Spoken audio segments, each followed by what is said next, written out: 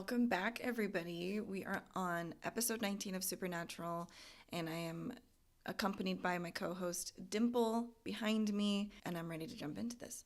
This episode is called Jump the Shark. Daddy! You walked away. Daddy! You better show up again in this episode. Whew. God. It's gonna come out the freaking, I don't know, under the bed. No. No. Oh my God. Damn. I mean, at that point, I'd let this thing kill me. Because what? Why does she have his picture? What the hell? Locked it out and it's under your bed now. Just take me. How'd you sleep? How do you think? I'm starving. Let's get breakfast. Where? We're like 2 hours from anything. But I'm hungry now. It's John? He can't come to the phone. Can I help you? No. I need to talk to John. This is Adam Milligan. He knows me. Your pal, but John died more than 2 years ago. Who is this? I'm his son. Wait a second. What extracurricular activities was John up to? Dean, I'm telling you, the kid checks out. Sucks he's got a demon in him. Hi. Welcome to Cousin Oliver's. Thanks. Can We're I... actually waiting on somebody. What are you... Oh my Holy God. water? One sip of Jesus juice, this evil bitch is gonna be in a world of hurt. And what if he's not possessed? Then he is a shapeshifter. Hence the silver. This thing is gonna bleed. I mean, using Dad as bait. That's the last mistake of its short, pitiful life. There's an entry in Dad's journal from January of 1990 saying he's headed to Minnesota to check out about 9 months before the kid was born. Coincidence. Coincidence. Next 2 pages in the journal, torn out. Look, man, I don't want to believe it either. I'm just saying it's possible. I mean, Dad'd be gone for weeks at a time, and he wasn't exactly a monk. And he was hot. Jeez. Sometimes the girl's grateful. Well, now I'm thinking about Dad's sex. Stop talking. Maybe... Adam? I mean, it looks like he could be their sibling. How'd you know my dad? We work together. How did he die? On the job. He's a mechanic, right? A car fell Hey, off. Adam, how you doing? Oh, I'll take that. I am very thirsty. The usual, Adam?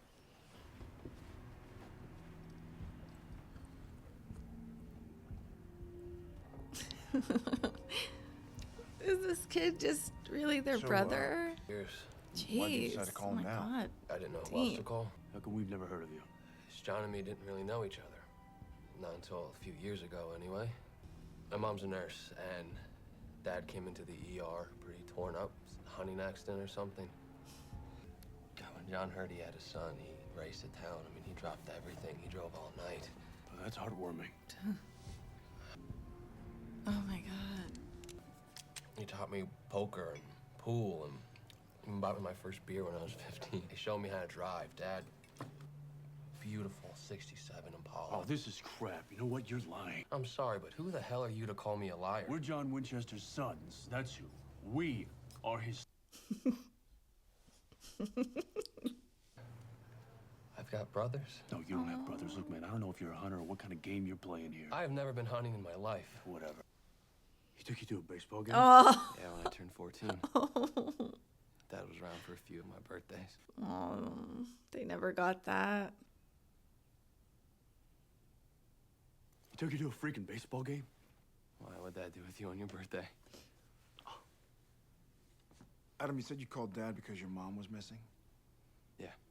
How long has she been gone? Showed up to work on Wednesday. Did you call the police? Dean, he's having a crisis. That's crazy. He had like a life with these people. Dean, what else can you tell me about Dad? Trust me, kid. You don't want to know. Here. In 1990, there were 17 grave robberies in Wyndham. Think that's why Dad came through here? He was hunting something, what? No idea. Those are the pages he tore out of the journal. But last month, the corpse snatching started up again. 3 bodies from the local cemetery. So whatever he was after, he didn't kill it. It's back. And what, it stepped up its game to fresh meat? It's missing, and so's a local bartender, a guy named Joe Barton. There.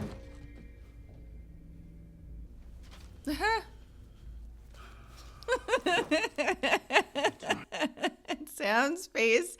He's so proud. Why didn't I throw paper? Oh, God. I mean, how do you even get back out? I would just go in gun first. Like no. Whoa. Oh, no. Easy, okay? My house is a crime scene. My mom's probably dead, and you two. Well, you told me to call the cops, but you got to bail before they show. Cops didn't know where to look for my mom, Dean, but you did.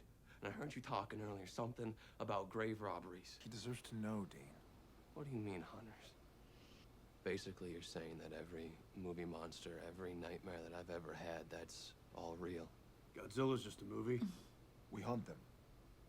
So did Dad. Why do you think Dad never told us about this kid, Sam? Huh? Why do you think he ripped out the pages? Because he was protecting him. Dad's dead, Dean. It doesn't matter. He didn't want Adam to have our lives, okay? And we're gonna respect his wishes. It's like he wanted to start fresh with this new family. Dean said... I know what Dean said. And I know what it's like to want revenge. Sick, deranged hooligans. But to break through that seems pretty difficult. This isn't blood. What is this? No, it's embalming fluid. Whoever committed this crime didn't just take the corpses. They opened them up. First beer's on the house for cops. Feds, too. By that obvious? I know all the local badges. You've got that law and order vibe. Looking into the disappearance of Joe Barton. I assume you knew him. A little. I'm his wife, Lisa. A little.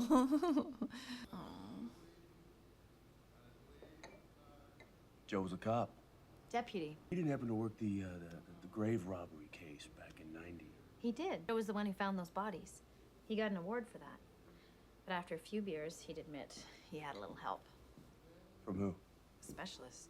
That's all he'd say. How did Dad really die? Demon. Dean killed it. So it's over for you. Almost seems like it's just beginning. So it crawls through the vents, whatever this thing is.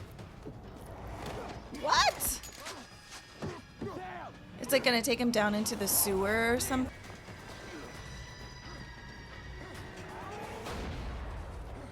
All right, so we don't know what it is, but we do know who it's going after. Joe Barton, Adam's mom. And Adam. Wants revenge. So maybe it had a family and they killed the dad, potentially. Maybe John and Barton. We could train Adam. Get him ready. He could die, Sam. We could all die, Dean. What if they find the kid instead and he's not ready? I'll do it. I mean, it is a good point. It's better to be prepared than not prepared. At least you have like a fighting chance, you know. It's easy. Just fill the recoil and time the trigger pulls. Fuck, right? Oh, man, you're a natural. Shoot. God, you never know, right? It's like the kid might turn out to be someone who wants. Why am I calling him a kid? I'm so scared that he's gonna change. Like, If you're really gonna do this, you can't have those kinds of connections. Ever. yeah.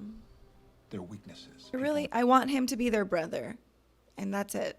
Like, no twists here. I gave you that exact same speech, remember? It was just before you ditched us for Stanford. Our dad was right.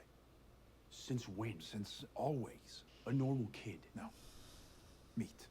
Because to the demons and monsters out there, that's all he is.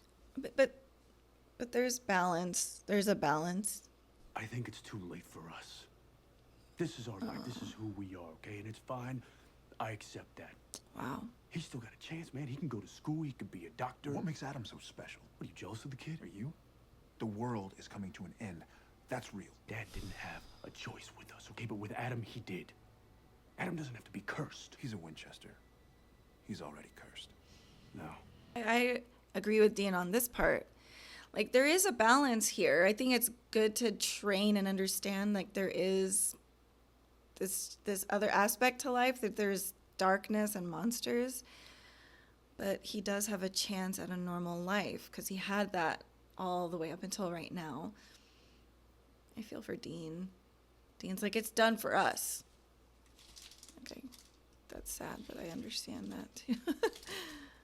It'll be crazy if Dean gets captured and then they have to come save Dean. Oh, he's gonna crawl through another small space. Ew. No.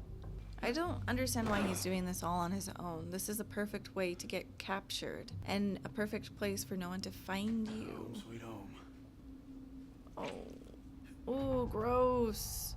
Oh, dang. Yeah, that guy's done for. Sloppy Joe. Oh, no. He's getting shut in there?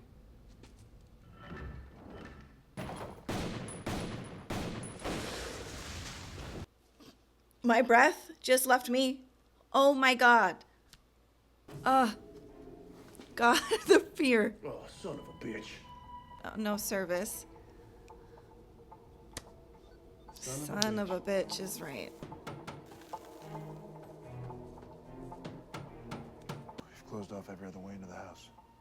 This thing's coming. It's coming through here. Or You were through the saying? front door. Mom? No. Mom! Adam! Adam, wait! It's me. I got away. Adam, step away from her. Mother! Adam, what is going on? I'm lost. Oh. There's blood. Your mother's dead. There's too much blood in the bed! Adam, Oh, shoot. Shoot it! it's me. Adam! That's not your mother! I know.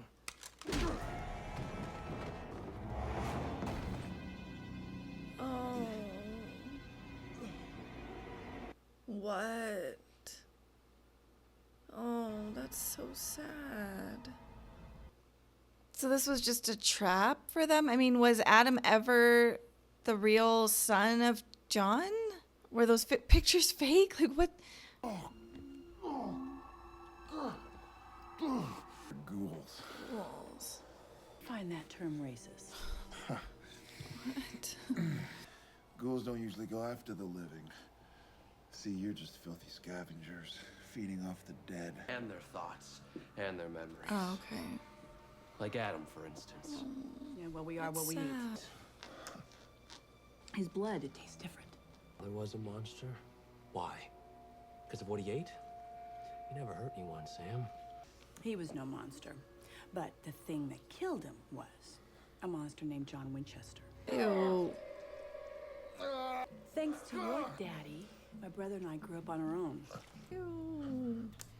Like you and your brother. And for 20 years, Why are they treating him like he's just like one of those sushi ladies? It's like sushi all over him. They're just like, oh my God, this is so crazy. I don't even know how to feel. We're gonna feed on you, nice and slow. Like we did with Adam. Wow. and by the way, he really was. Oh man. How the hell does Sam survive this? Sam, the more you struggle, the faster you're gonna bleed out. Dean, they're ghouls! Whoa. Which means headshot.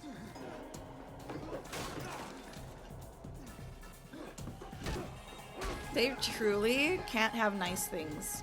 Sam and Dean are truly cursed. Because this is a messed up episode. Finding out you have a brother, but he's already dead, and yeah.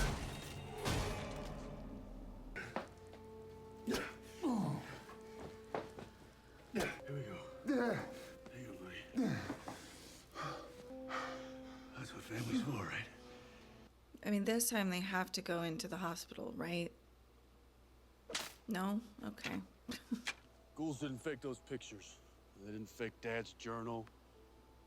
Adam was Man, our that's brother. so sad. Damn it, I don't want to He died like a hunter. He deserves to go out. cry, but that breaks my heart. Ah. Maybe we can bring him back. Get a hold of Cass, call in a favor. No, Adam's in a better place. That is so sad. You know, I finally get why you and Dad butted heads so much. You two are practically the same person. You know, I dressed like him. I acted like him. I listened to the same music. You were more like him than I will ever be. Take that as a compliment. You take it any way you want. Can there be a little hope? I mean, that just seems so unfair. And we didn't even get to really meet the actual Adam. We just met the ghoul interpretation of Adam, and you want to root for him and like, yay, they have another piece of a family. And it's just that the whole time he's been dead. It's just sad. It's so sad. And they died for no reason. They had no clue who John really was, and they didn't know that their dad killed these ghouls' dad. And then years later they get killed, and they're like, for what? They were like truly innocent, just truly bystanders who were innocent in the whole thing. And it does make you feel like the family is cursed. Like, if you are a Winchester, you're cursed. And it's not even John that's cursed. Their mom was the one that was cursed, and then now it rubbed off on John, and then it rubbed off on Sam and Dean, and that is a shocker. And it was great with the twists and the turns. I didn't know what was what and who was who, but it was really good. It's just really, like, really sad. I was like, cool, they've got a brother. Maybe he can do some things. But I guess it does bring up this important topic between Sam and Dean and their perspectives, and they're definitely not on the same page. Sam is a lot like his father. Dean was a worshiper of his father, but truly he wasn't like him. It's very interesting. And I think it's really cool to see that evolution. Dean is just growing in such a beautiful way, where Sam is really turning into the person he didn't want to be, which was like his father. And I wonder what will happen with him. But I still love Sam. It's just frustrating. But damn it, like, what the hell? What a great episode, because it just really makes you feel like they're bonding with this brother. They're training him. They're arguing about him. They're trying to be like the way. And you know what? That really does break my heart with what Dean said, with Adam being able to get out of this. Like, he wasn't tainted by this lifestyle. We were. It's done for us. That's a really sad perspective. But in some ways, I can agree with him. I think sometimes, like, I do feel like that's true for some people. And I think even the stunted can grow.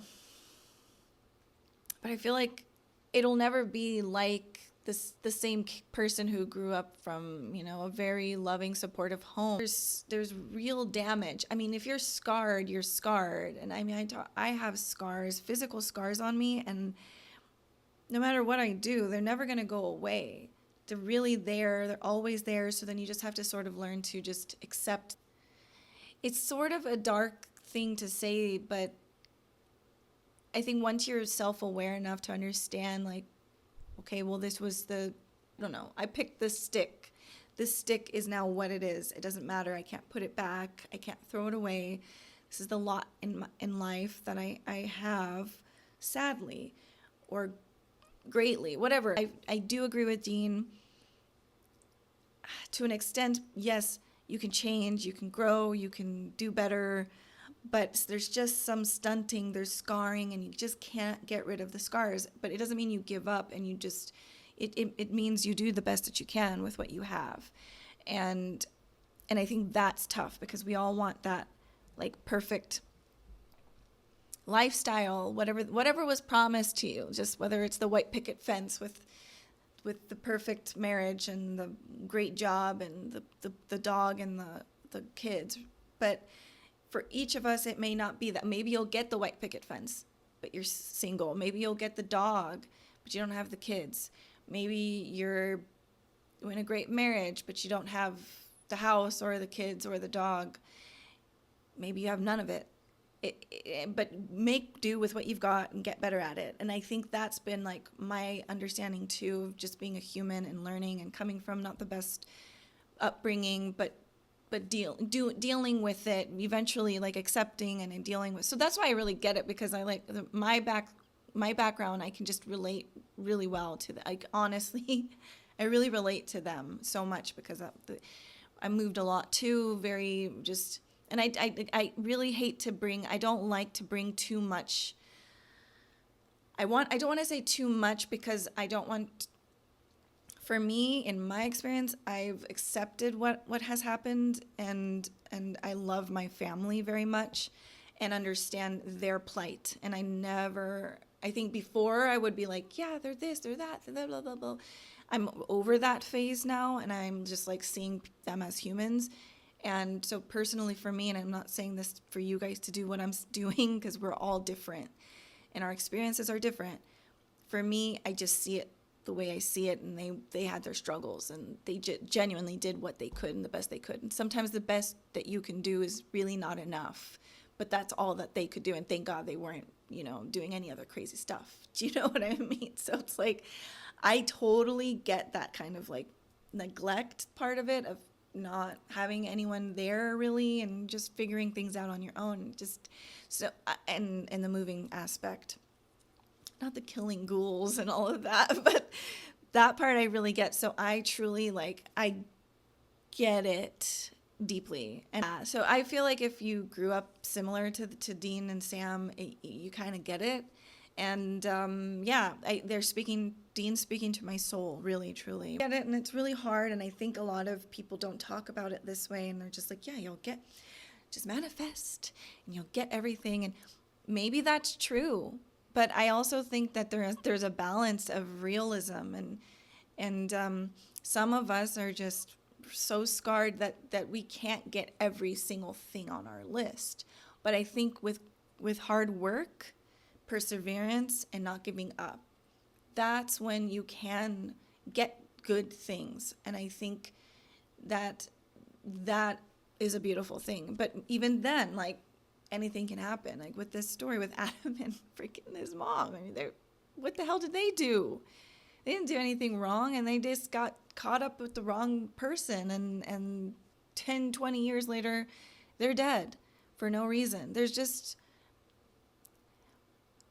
It sounds really pessimistic, but I think that's what comes with this kind of acceptance of every day. I don't know what's going to happen outside of my control, but we can at least enjoy every day. Like last night, my kids and I watched a movie. We went to go see Venom in the theaters, and we were all singing at night, singing all kinds of songs, listening to music, and that's how they went to bed, and we sang together, and and just me just enjoying that, because I'm not gonna cry about it, but you just learn to enjoy those things.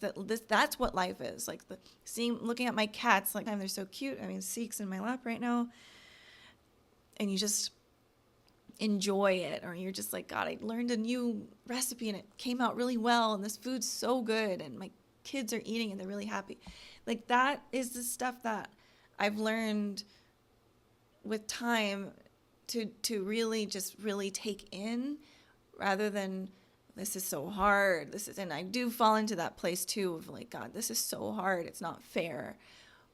I didn't, I wish I had that, and I wish I had this growing up, but I didn't, and blah, blah, but then you just put that acceptance of, but here we are. It could be much worse. Thank God I have family, thank God for the things that I have.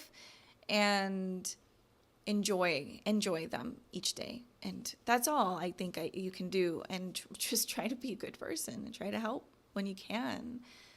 But I think that's the optimistic and realistic goal that I've set for my own self, and understanding of like trauma and pain and this the unfairness of life. And I just feel like Supernatural is all about this really unfair situation that life is, and I really appreciate it because I go through it on a day-to-day basis, and we all do. And then you just sort of have to learn to smile through it and get through it, and it's just, enjoy those moments. That's all. So just remember to enjoy the moments. But all right, I'm going to get into the next episode. Thank you so much for watching with me, and I will see you all soon. Bye, everybody.